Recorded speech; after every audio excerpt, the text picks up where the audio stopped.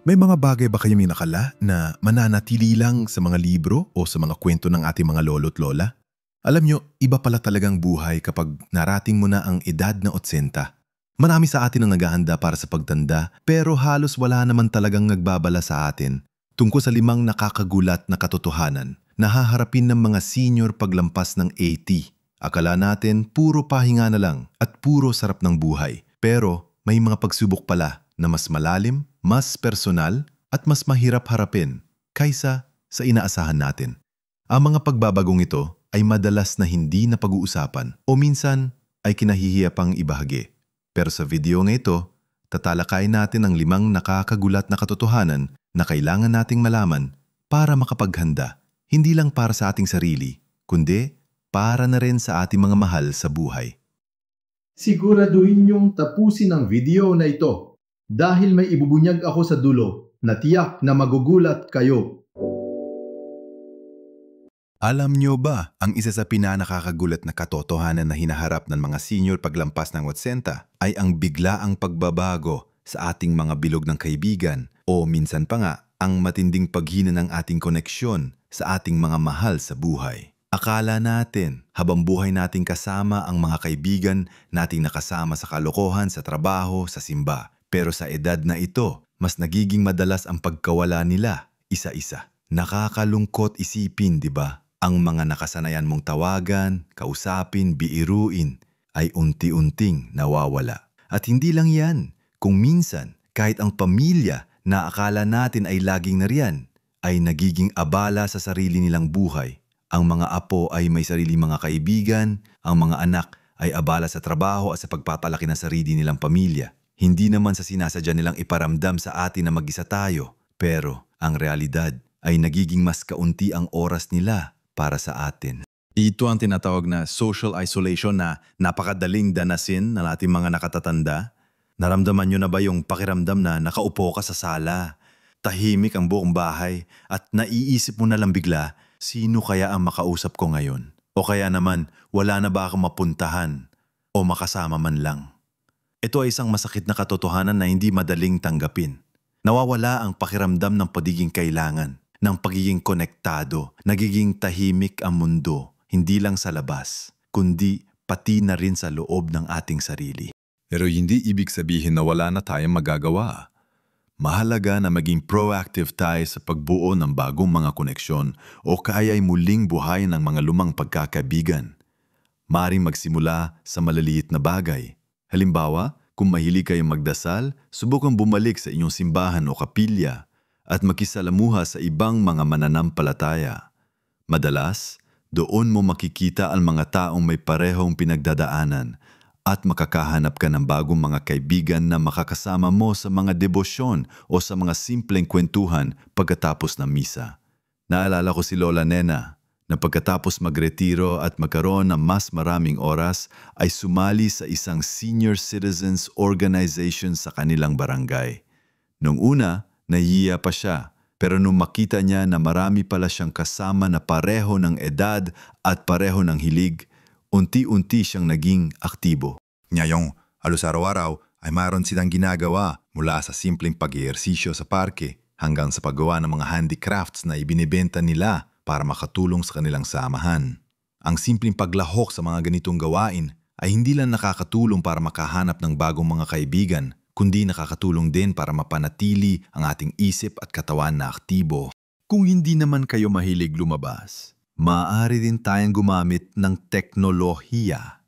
Ngayon, maraming mga senior ang natututo ng gumamit ng cellphone at internet. Bakit hindi subukang mag-video call sa mga kamag-anak na nasa malayo? O kaya naman sumali sa mga online group na nakatuon sa inyong mga hilig tulad ng pagluluto, paghahalaman o pagbabasa ng libro. Marami na ngayong mga online community para sa mga senior. Maaaring maghanap ng mga Facebook group na para sa mga Pinoy senior citizens, kung saan pwede kang magbahagi ng mga karanasan, magtanong ng payo o simpleng makipagkwentuhan. Si Lolo Ben naman, kahit hindi na gaanong makalakad, ay natuto ng gumamit ng tablet.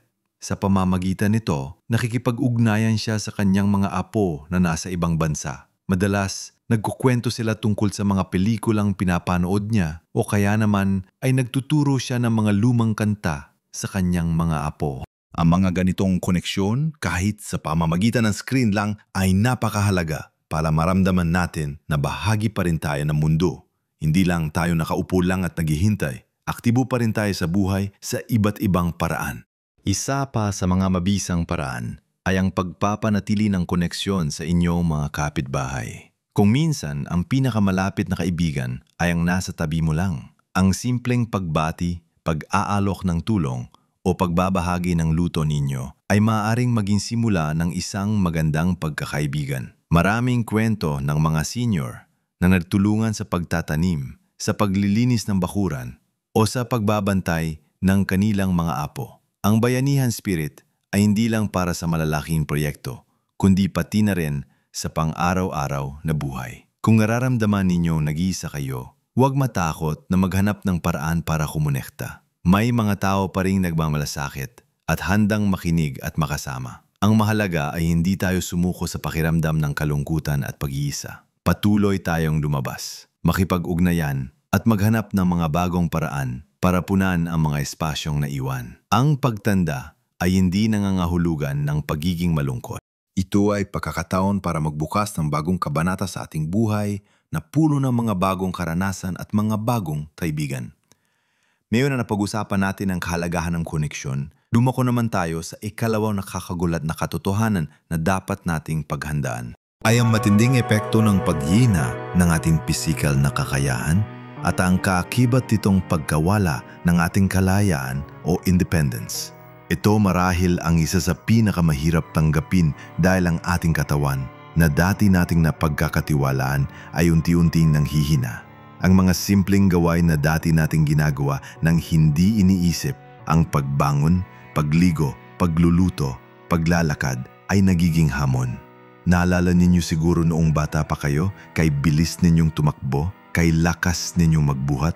Ngayon, ang simpleng pag-akyat ng hagdan ay maaaring magdulot ng pananakit o pagkapagod. Nagbabago ang ating paningin, ang ating pandinig, ang ating lakas. Ang ating sino ba naman ang may gustong umasa sa iba para sa mga personal na pangangailangan? Ang pakiramdam na hindi mo na kaya ang sarili mo ay talagang nakakapanghina ng loob at ito ay isang katotohanan na hindi madalas pag-usapan dahil nakakahiya. Pero mahalaga na harapin natin ito ng may pag-unawa. Ang paghina ng katawan ay natural na bahagi ng proseso ng pagtanda. Hindi ito tanda ng kahinaan ng loob, kundi isang hamon na dapat nating harapin ng may tapang at pagtanggap. Ang unang hakbang ay ang pag-angkop sa ating kapaligiran.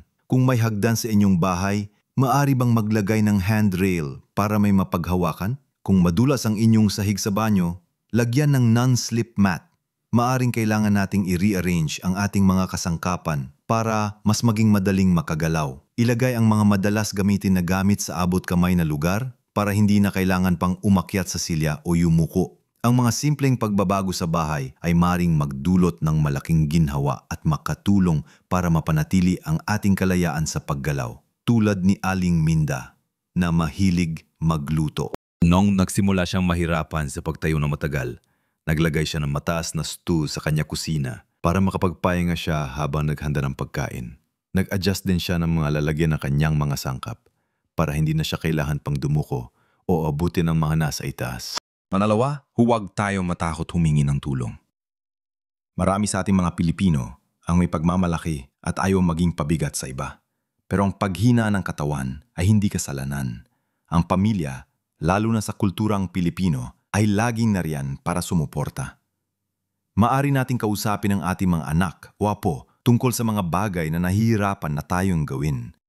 Kung minsan, isang simpleng paalala lang sa kanila ang kailangan. At tandaan, ang paghingi ng tulong ay hindi tanda ng kahinaan, kundi tanda ng karunungan. Ito ay nangangahulugang alam natin ang ating mga limitasyon at pinahahalagahan natin ang ating kapakanan. Kung kaya, tanggapin natin ang kanilang tulong ng may bukas na puso. Bukod sa pamilya, meron ding mga serbisyo at programa ng gobyerno o ng mga non-profit organizations para sa mga senior. Maaring magtanong sa inyong barangay o sa munisipyo tungkol sa mga serbisyong para sa mga nakatatanda, tulad ng home care assistance o senior citizen discount sa gamot at pagkain. Pangatlo, kahit na limitado ang ating galaw, mahalaga pa ring manatiling aktibo sa abot ng ating makakaya. Ang simpleng padlalakad sa loob ng bahay, paggawa ng mga light exercises habang nakaupo o pag-uunat ng katawan ay makakatulong para mapanatili ang lakas ng ating mga buto at kalamnan. Hindi natin kailangan maging atleta, ang mahalaga ay ang regular na paggalaw. Kung kaya, mas maganda kung mayroon tayong routine na sinusunod kahit na 10 minuto lang sa isang araw. Nakakatulong din ito sa ating mood at nakakapagpababa ng stress. Si Lolo Tony, kahit naka-wheelchair, ay regular na nagpapagulong sa kanilang sala habang nanonood ng TV para lang maigalaw ang kanyang mga braso at binti. Nagagawa pa rin niyang magbasa at magdilig ng kanyang mga halaman na nakalagay sa mga nakasabit na paso. Ito ay patunay na kahit limitado ang kilos, mayroon pa ring mga paraan para manatiling aktibo at produktibo. Ang mahalaga ay ang pagtuon sa mga bagay na kaya pa nating gawin at hindi sa mga bagay na hindi na. Ang pagtanda ay hindi nangangahulugan ng paghinto sa buhay. Ito ay pagbabago lang ng direksyon. Ngayon, dumako naman tayo sa susunod na katotohanan na madalas nating hindi pinag-uusapan, ang aspeto ng pinansyal. Ang ikatlong nakakagulat na katotohanan ay ang hindi inasahang bigat ng pinansyal na sitwasyon paglampas ng 80. Akala natin, pagdating ng senior years, mas magiging simple ang buhay at mas magiging mababa ang gastos. Ang totoo, kabaliktaran ang nangyayari. Habang tumatanda tayo, mas nagiging madalas ang pagbisita sa doktor, mas lumalaki ang gasto sa gamot, at kung minsan, kailangan pa nating umarkila ng kasama o kagapag-alaga. Kung meron tayong mga maintenance medicines para sa alta presyon, diabetes o anumang kondisyon, alam natin na malaki ang nababawas nito sa ating pensyon o ipon. Dagdag pa dyan ang mga biglang gastusin sa ospital o kaya naman ang mga kagamitan na makakatulong sa ating pang-araw-araw na pamumuhay tulad ng wheelchair, hearing aid o special na eyeglasses. Hindi rin natin maiiwasan ang pagtaas ng presyo ng mga bilihin ng kuryente at ng tubig. Ang mga dati nating ipon na inakala nating sapat na ay unti-unting nauubos. Masakit isipin na sa panahong dapat na tayo nagpapahinga at nag-e-enjoy ay nag-aalala pa rin tayo tungkol sa pera. Ito ay isang mabigat na pasanin, lalo na kung ang pensyon ay hindi sapat o kung wala tayong sapat na ipon. Kaya naman, mahalaga ang proaktibong pagpaplano sa pananalapi, gaano man kalimitado ang ating resources. Ang unang hakbang ay ang pagiging matalino sa paggamit ng ating senior citizen discount at iba pang benepisyo. Lahat ng senior citizen ay may karapatan sa 20% discount sa gamot, grocery, pamasahe at sa mga restaurant. Siguraduhin na dala-dala ninyo ang inyong senior citizen ID card para magamit ito. Maaari din tayong magtanong sa mga botika kung may mga generic na gamot na mas mura pero pareho ang bisa. Kung minsan, malaking halaga ang natitipid sa pagpili ng generic kaysa sa branded. Bukod pa riyan, mayroon ding mga libreng medical check-up sa ilang health centers o barangay clinics. Sulitin natin ang mga programang ito ng gobyerno na nilaan para sa ating mga nakatatanda. Naalala ko si Lolo Pedro na kahit may pensyon ay nagsisika pa ring magtipid. Sa halip na bumili ng mamahaling pagkain, mas pinili niyang magtanim ng sarili niyang gulay sa kanilang bakuran. Hindi lang ito nakakatipid, kundi nakakakuha pa siya ng sariwang gulay at nagiging aktibo pa siya sa paghahalaman. Pangalawa, huwag tayong matakot makipag-usap sa ating pamilya tungkol sa ating sitwasyon sa pananalapi. Bagaman masakit, mahalaga na maging bukas tayo sa kanila. Maraming mga anak ang handang tumulong sa kanilang mga magulang, pero minsan ay hindi lang nila alam kung gaano kalaki ang ating pangangailangan. Ang pagiging transparent ay makakatulong para maiwasan ang miscommunication at makahanap ng mga solusyon na magkakasama. Maaari kayo magplano ng budget na kasama sila para alam nila kung saan napupunta ang pera at kung ano ang mga prioridad. Mahalaga rin na magkaroon ng emergency fund gaano man kaliit. Kung may bigla ang gastos, mas madali itong harapin kung mayroon tayong nakatabing pera. Si Nanay Fe, kahit naiiya noong una, ay kinausap ang kanyang mga anak tungkol sa kanyang mga maintenance medicines. Nagkasundo sila na magtutulungan sila sa pagbabayad dito buwan-buwan. Nakaramdam siya ng malaking ginhawa matapos nilang pag-usapan ito. Pangatlo, waging malikein sa paghahanap ng mga paraan para magkaroon ng dagdag na kita kung kaya pa ng katawan. Hindi ito nangangahulugang kailangan natin magtrabaho ng full-time. Maaring simpleng bagay lang tulad ng paggawa ng mga handicrafts, pagbebenta ng lutong pagkain sa kapitbahay, o pagtuturo ng mga simpleng kasanayan sa mga apo. Marami sa ating mga senior ang may angking talento sa pagbuburda, paggawa ng mga kakanin o pagtuturo ng leksyon. Ang mga ito ay maaaring maging source ng dagdag na income at the same time nakakatulong din para mapanatili ang ating isip na aktibo at produktibo. Si Tatay Goryo, na dati ay isang karpintero, ay ngayon ay gumagawa ng mga maliit na wooden items tulad ng picture frames at key holders. Ibinebenta niya ito sa kanyang mga kapitbahay at kaibigan. Hindi man kalayan ang kita, pero nakakatulong ito para mayroon siyang sariling pera para sa kanyang mga personal na pangangailangan at para sa kanyang mga hilig. Ang mahalaga ay hindi tayo sumuko sa sitwasyon. Laging mayroong paraan, basta maging bukas tayo sa mga posibilidad at huwag matakot humingi ng tulong. Sa susunod na katotohanan, dadako tayo sa mas mabigat na aspeto ng pagtanda, ang emosyonal na epekto ng pagkawala ng mga mahal sa buhay. Ang ikaapat na nakakagulat na katotohanan na haharapin ng mga sinyo paglampas ng 80 ay ang paulit-ulit at masakit na proseso ng pagluluksa sa pagkawala ng mga kaibigan at mahal sa buhay at ang madalas na pagharap sa sariling mortalidad. Ito ang pinakamabigat na aspeto ng pagtanda na hindi madalas pinag-uusapan. Habang lumilipas ang mga taon, mas nagiging madalas ang balita ng pagpanaw ng mga kasing edad natin, ng mga kamag-anak o maging ng ating sariling asawa. Ang bawat pagluluksa ay nagdudulot ng matinding sakit, kalungkutan at minsan pa nga ay pakiramdam ng pag-iisa. Ang mga taong nakasama mo sa mahabang panahon, ang mga taong nakakaintindi sa iyo nang hindi mo na kailangan pang magsalita ay unti-unting nawawala. At sa bawat pagkawala, may bahagi rin ng iyong sarili ang nawawala. Nagiging mas sensitibo tayo sa usapin ng kamatayan dahil nararamdaman natin na mas malapit na rin tayo sa ating sariling pagtatapos. Nagtatanong tayo, kailan naman kaya ako? O ano kaya ang mangyayari pagkatapos nito? Ang mga tanong na ito ay maaaring magdulot ng takot, pangamba at kalungkutan na hindi madaling ibahagi o tanggapin. Marami sa ating mga senior ang nagtatago ng kanilang kalungkutan dahil ayaw nilang maging pabigat sa kanilang pamilya. Kaya naman, napakahalaga na harapin natin ito na may pananampalataya at pagtanggap. Ang pagluluksa ay isang natural na proseso. Hindi ito tanda ng kahinaan, kundi tanda ng pagmamahal. Ang unang hakbang ay ang paghahanap ng kapanatagan sa pananampalataya. Sa ating kulturang Pilipino, malalim ang ating pananampalataya sa Diyos. Ang pananalangin, pagbabasa ng banal na kasulatan o pagdalo sa mga serbisyong panreliyon ay maaaring magbigay ng kapayapaan at lakas ng loob. Maraming mga senior ang nakakahanap ng ginhawa sa pagdarasal, sa pagbabahagi ng kanilang mga salobin sa patio pastor at sa pakikisalamuha sa kanilang mga kapwa mananampalataya. Ang paniniwala na mayroong buhay pagkatapos ng kamatayan ay nabibigay ng pag-asa at nagpapagaan sa sakit ng pagduluksa.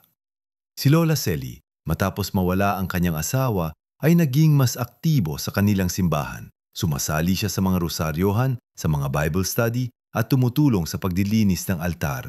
Sa pamamagitan nito, nakahanap siya ng bagong layunin at nakakita siya ng mga kapwa mananampalataya na nagbibigay sa kanya ng suporta at pagmamahal.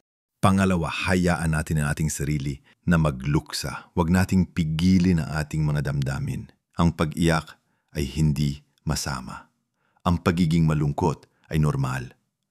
Mahalaga na ipahayag natin ang ating nararamdaman kahit sa isang pinagkakatiwalaang kaibigan o miyembro ng pamilya. Kuminsan ang simpleng pagbabahagi ng ating kwento ng ating mga alaala sa mga yumao ay makakatulong para mapagaan ang ating loob. Maari din tayo magsulat ng journal kung saan natin isinusulat ang ating mga saloobin at damdamin. Ang proseso ng pagsusulat ay nakakatulong para maiproseso ang ating mga emosyon at makahanap ng kapayapaan. Mahalaga rin na tanggapin natin na ang bawat tao ay may sariling takdang oras. Hindi natin kontrolado ang buhay o ang kamatayan. Ang tanging kaya nating kontrolin ay ang paraan ng pagharap natin dito. Si Lolo Jose, sa kabila ng pagkawala ng maraming kaibigan, ay pinili na maging inspirasyon sa iba. Madali niyan ibinabahagi ang kanyang mga kwento sa kanyang mga apo tungkol sa kanyang mga kaibigan at kung paano niya sila naalala. Sa halip na magbukmok sa kalungkutan, pinili niyang ipagpatuloy ang buhay at ipaggiwang ang alaala ng mga nawala. Pangatlo, mas lalo nating pahalagahan ang bawat sandali na kasama ang ating mga mahal sa buhay na buhay pa. Huwag natin hayaan na lumipas ang oras ng walang pagmamahal at pagpapahalaga. Kumugol ng oras sa inyong pamilya, sa iyong mga apo. Ibahagi ang inyong mga kwento, ang inyong mga karunungan. Ang bawat sandali ay mahalaga. Ang pagtanda ay nabibigay sa atin ng pagkakataon na pagmasdan ang ating buhay, ang ating mga nakamit at ang ating mga relasyon. Ito ay pagkakataon para maging mapagpasalamat sa lahat ng biyaya na atin natanggap. At higit sa lahat, ang pagharap sa sariling mortalidad ay maaring maging simula ng isang mas malalim na pag-unawa sa buhay.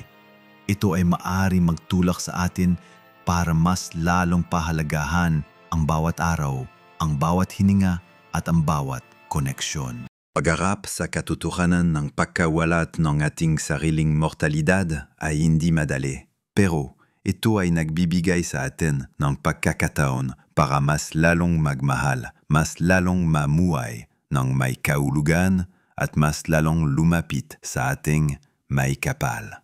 At ngayon, dadako na tayo sa ikalimang nakakagulat na katotohanan na hindi rin madalas pinag-usapan. At ito ang pinakamaganda sa lahat.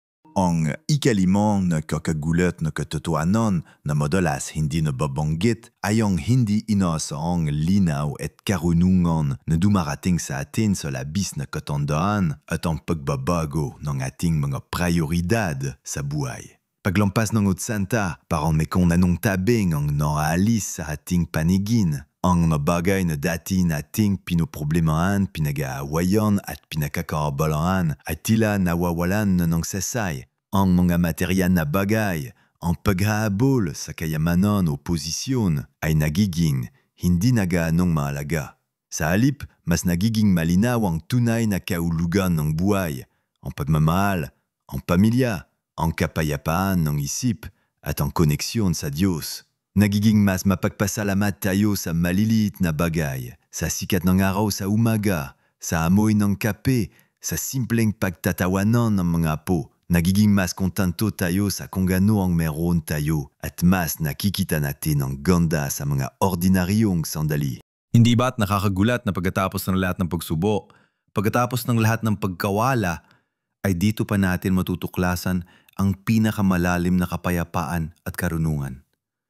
Ito ay isang biyaya na ibinibigay sa atin ng pagtanda na hindi kayang bilhin ng pera. Kaya naman, yakapin natin ang bagong perspektibang ito ng may bukas na puso. Ang unang hakbang ay ang pagpapahintulot sa ating sarili na bitawan ng mga alalahanin at stress na hindi na mahalaga. Kung minsan, marami pa rin tayong dalang bagahe mula sa nakaraan, mga sama ng loob, mga pagsisisi, mga pangarap na hindi natupad. Pero sa edad na ito, dapat na nating matutunan na magpatawad sa iba, at magpatawad sa ating sarili. Ang pagbitaw sa mga ito ay magbibigay sa atin ng kalayaan at mga kapayapaan ng isip. Mas magiging malaya tayo na mamuhay sa kasalukuyan at mag-focus sa mga bagay na nagbibigay sa atin ng tunay na kaligayahan. Si Nanay Rosa, na dati ay masyadong nag-aalala sa opinyon ng iba, ay ngayon ay masaya na sa simpleng pamumuhay. Hindi na niya pinapansin ang mga kritisismo at mas pinipili na lang na maging masaya sa kanyang mga hilig tulad ng pagbabasa at paghahardin. Ang kanyang pananaw sa buhay ay nagbago at nayon mas masaya at payapa na ang kanyang kalooban. Pangalawa ay bahagi natin ang ating karunungan. Ang mga taon na ating ipinuhunan sa buhay ay nagbigay sa atin ng napakaraming aral at karanasan. Ang ating mga kwento, ang ating mga payo, ang ating mga natutunan ay napakahalaga para sa mga nakababata. Huwag nating ikahiya ang ating mga karanasan, kahit pang mga pagkakamali natin. Sa halip, gamitin natin ang mga ito bilang pagkakataon para turuan at gabayan ng ating mga anak at apo. Maaari nating ibahagi ang ating mga kwento habang nakakape, habang nagluluto o habang nagpapahinga. Ang simpleng pakikipagkwentuhan ay maaring maging isang napakalaking aral para sa kanila. Maraming mga lolo't lola ang nagsisilbing buhay na aklat ng kasaysayan at tradisyon para sa kanilang mga apo. Ang mga kwento ng kanilang kabataan, ang mga pagsubok na kanilang pinagdaanan at ang mga aral na kanilang natutunan ay nagbibigay ng inspirasyon at gabay sa bagong henerasyon. Si Lolo Kiko, na dating isang guro, ay ngayon na nagsisilbing tagapagsalaysay ng mga lumang kwento ng bayan sa kanyang mga apo. Kinagawa niya masaya ang bawat kwentuhan at dahil dito, mas lumalalim ang koneksyon niya sa kanyang mga apo. Pangatlo, hanapin natin ang kagalakan sa malilit na bagay.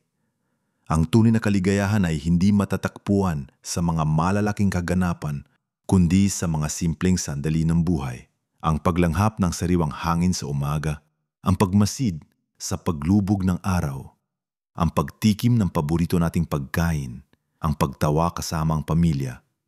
Ang mga ito ang tunay na kayamanan ng buhay.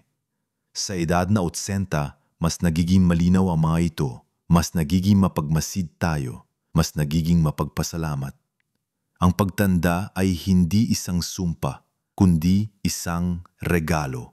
Ito ay pagkakataon para mas lalong palagahan ang buhay, mas lalong magmahal, at mas lalong lumalim ang ating koneksyon sa ating may kapal. Hindi ito tungkol sa paghihintay ng pagtatapos, kundi tungkol sa pamumuhay sa bawat araw ng may buong puso, ng may pag-asa, at ng may pagmamahal. Kaya mga kaibigan, napag-usapan na natin ang 5 nakakagulat na katotohanan na madalas ay hindi ibinabahagi sa atin.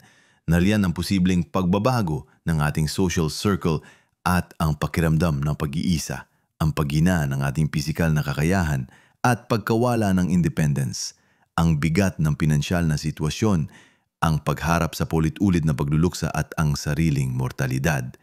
At ang pinakamaganda sa lahat, ang pagtuklas ng malalim na karunungan at pagbabago ng prioridad sa buhay. Tandaan ninyo, ang pagtanda ay isang proseso na puno ng pagbabago. Pero hindi ito nangangahulugan ng paghinto sa pamumuhay. Sa halip, ito ay pagkakataon para magbukas ng bagong kabanata na puno ng bagong mga aral, bagong mga relasyon, at bagong mga pagtuklas. Ang bawat hamon ay isang pagkakataon para mas lalo tayong lumakas at mas lalo tayong maging matalino. Hindi madali ang pagtanda, lalo na paglampas ng 80. Pero hindi rin ito imposible. Ang bawat isa sa atin ay may kakayahan na harapin ng mga pagsubok na ito ng may tapang at pag-asa. Ang maliliit na pagbabago sa ating pag-iisip, sa ating mga kilos at sa ating mga koneksyon ay maaring magdulot ng malaking kaibahan sa ating kalusugan at kaligayahan. Huwag nating hayaan na ang takot sa pagtanda ay maging hadlang sa ating pamumuhay ng buong buo. Bagkus, gamitin natin ang mga kaalamang ito para maging mas handa, mas matibay, at mas mapagmahal sa bawat araw. Ang buhay ay isang regalo at ang bawat edad ay may sariling ganda at layunin. Nagpapasalamat ako sa inyong pagtutok sa video na ito. Sana ay mayroon kayong natutunan at nakakuha ng inspirasyon. Nais ko marinig ang inyong mga salobin at karanasan. Ibahagi ninyo sa comment section sa ibaba kung ano ang pinakanakagulat na katotohanan para sa inyo o kung mayroon kayong idaragdag na payo para sa ating mga kapwa senior. Ang inyong mga kwento ay makakatulong sa iba na nasa parehong sitwasyon. Kung nagustuhan ninyo ang video na ito at nakita ninyo itong kapaki-pakinabang, pakiusap na mag-like at mag-subscribe sa aming channel. Malaki ang tulong nito para mas marami pa kaming maabot at matulungan. Regular kaming maglalabas ng mga video na nakatuon sa kapakanan ng ating mga nakatatanda. Maraming salamat muli sa inyong suporta at pagmamahal. Tandaan, mabuhay tayo ng buo at masaya sa bawat edad.